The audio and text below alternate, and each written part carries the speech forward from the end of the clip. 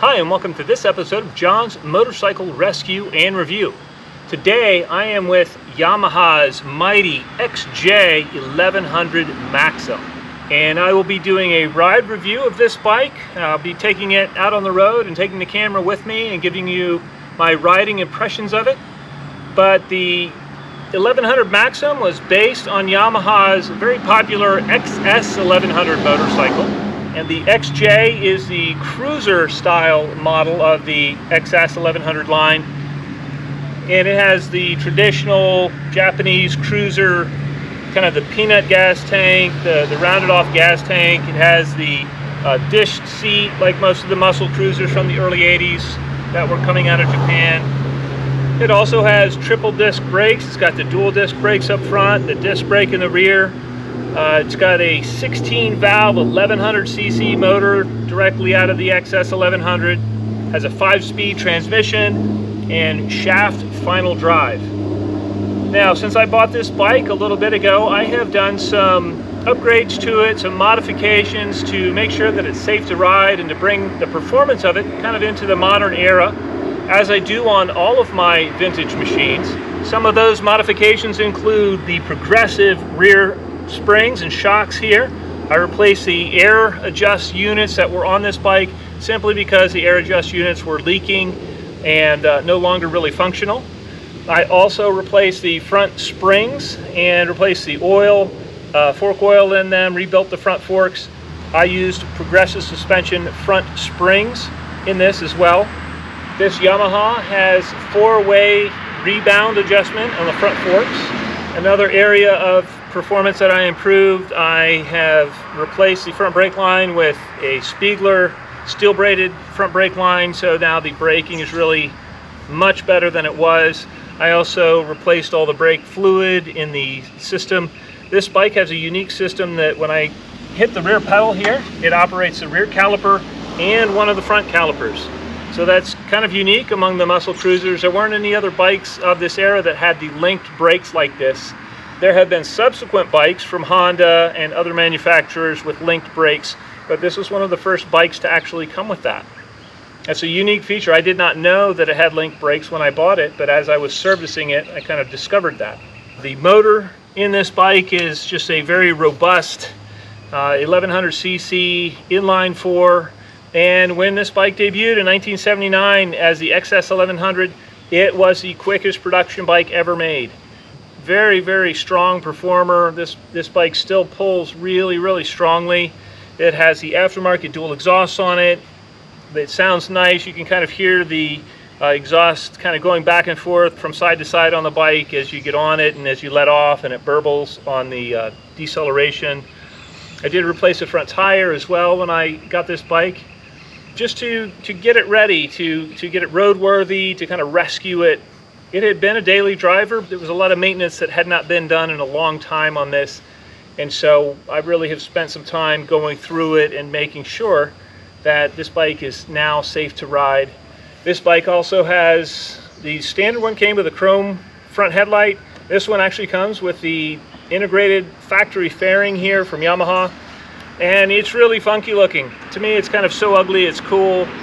It really screams 1980s style on it. You know, it should be in an advertisement with like smoke machines and lasers going or something.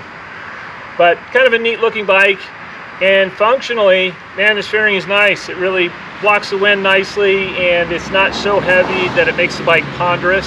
You know, I've had like the larger Vetter fairings on bikes, and I really don't care for those. They do block the wind nicely, but they just seem to put a lot of weight out over the front of the bike and adversely affect the handling.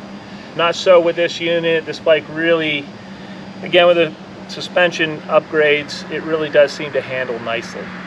Well, what's it like to ride? What's it like actually out on the road? Let me grab my gear. I'll take the camera along. Let's find out together. Let's ride.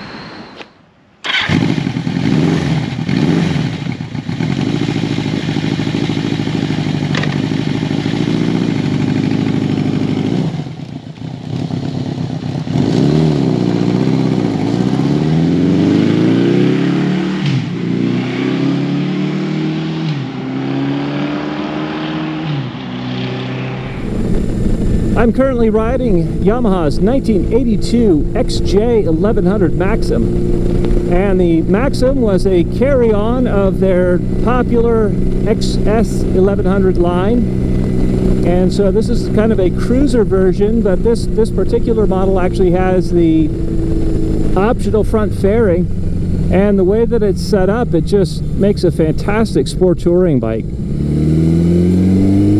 Whenever you mention XS1100, everybody thinks of that motor. It was the quickest bike out when it was introduced, and it was a powerhouse. It was a 16-valve, 1100cc, 4-cylinder. It was a shaft drive bike, but it was seriously quick.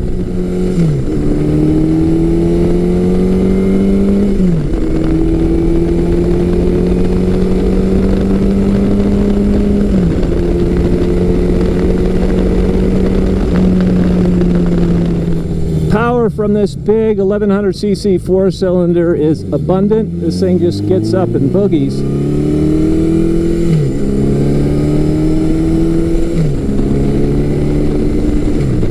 And you don't even have to wind it up through the gears to really have, I would say, stout acceleration. It accelerates nicely.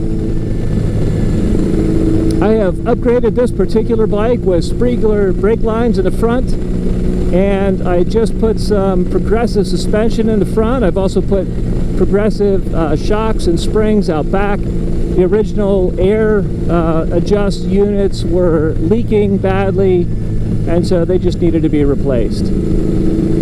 But with the progressive units front and back, this thing just handles very nicely. It's kind of German sports car-like. It's firm, but well controlled, and it's not punishing. And really, I'm very happy with the way the progressive suspension is working in the front, because before it just dived like crazy, and now it's just maintains a much more even attitude front to back when I'm under braking, and it's still have suspension travel left when I brake.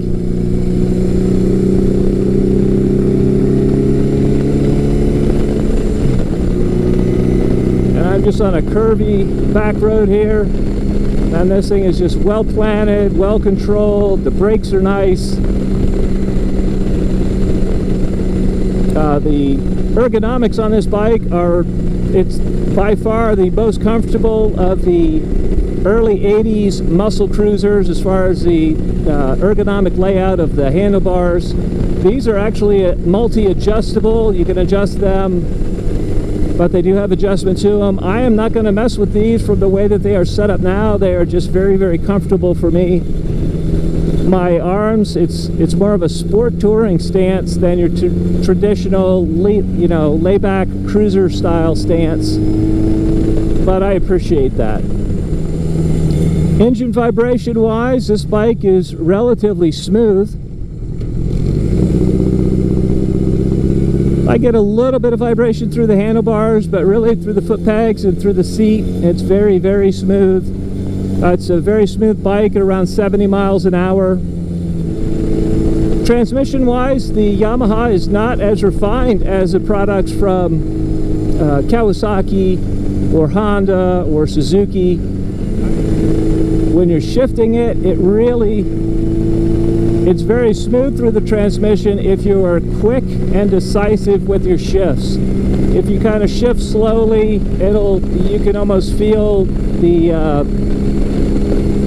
the gear teeth meshing together a little bit. And so when I drive it, I try to just shift it quickly and decisively.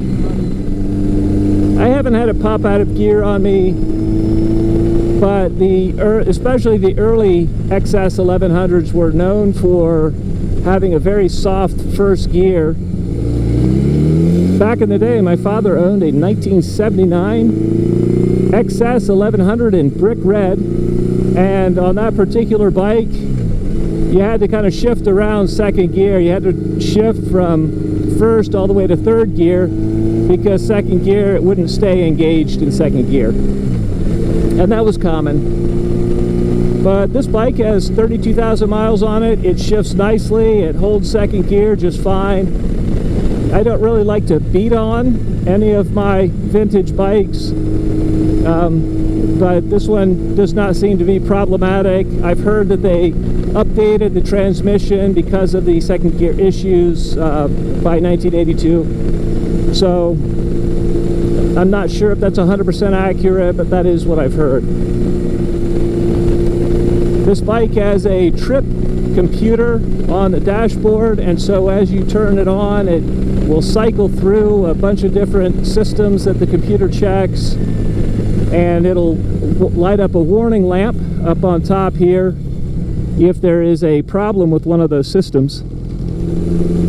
Seat wise, the seat on this XJ1100 is very comfortable. It's a wide seat and it's dished nicely, and even after all these years it's not sacked out. It's pretty supportive for longer distance riding. Styling wise, this bike in stock form came with just a headlight, just a single round headlight up front, chrome headlight, and it looks like a traditional, you know, Japanese muscle cruiser from the early 80s. But this one has the optional front fairing on it, and while it's pretty hideously ugly, I'll admit that, but it's kind of funky 80s cool, and despite the way it looks, it actually functions really, really well. So I probably will leave this fairing on the bike. It doesn't seem to adversely affect the handling, and it just has a very nice pocket of wind, and you get nice wind protection back behind it without it being overly hot. At highway speeds, I'm getting almost no vibration through the handlebars or the seat or the pegs. It's very smooth, right around 70 miles an hour. 70 is just over 4,500 RPM. And really, the wind protection, even at highway speeds, is phenomenal. Very, very nice.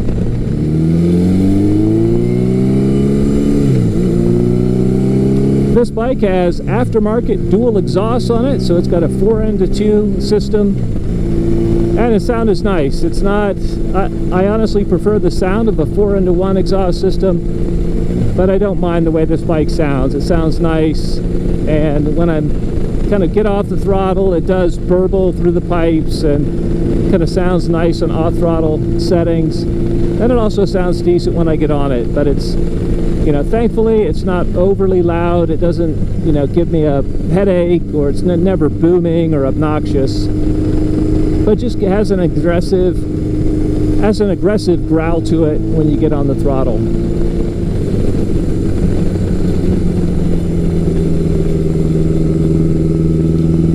And whereas before I could not go quickly, safely on this bike when I first bought it, just due to the condition of the brakes and the suspension, with the upgrades that I've performed, I've rebuilt the brakes and upgraded the lines, it really does go nicely, and I can hustle it safely and really without stressing the bike out.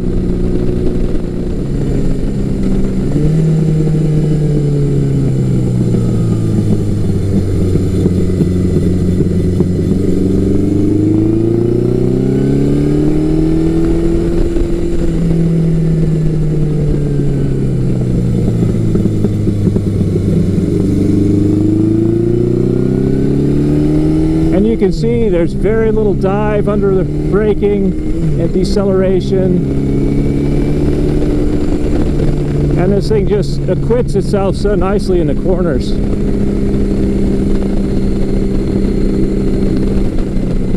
Very, very nice.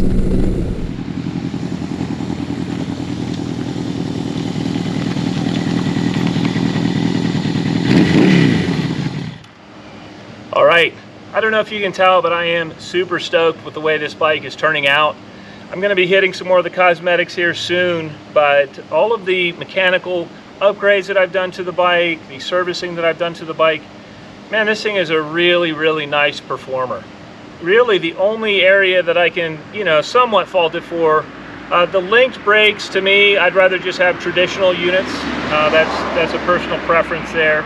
The transmission on this bike is another area where it just lacks the refinement of some of the other early 80s Japanese muscle cruisers. Handling wise, comfort wise, wind protection, engine performance, this thing is still, by today's standards, it's still a quick bike. It's still a good performing bike.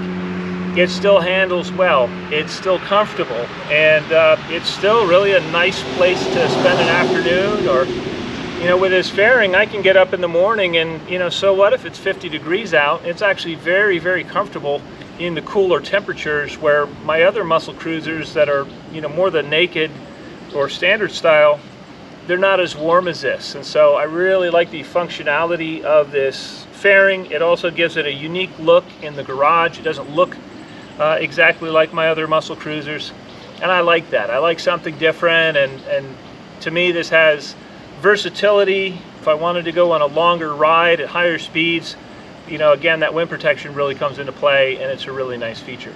Stay tuned for more upcoming videos and comparisons between this bike and my other early 80s muscle cruisers. I'm going to do some back-to-back rides here, and so you'll be seeing more of this bike.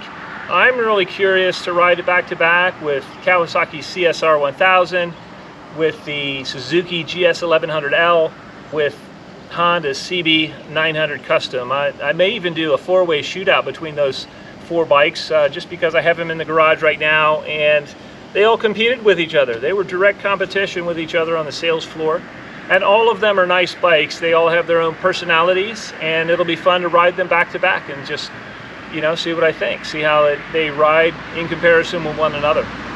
I hope you found this video entertaining and informative, and until next time, enjoy the ride.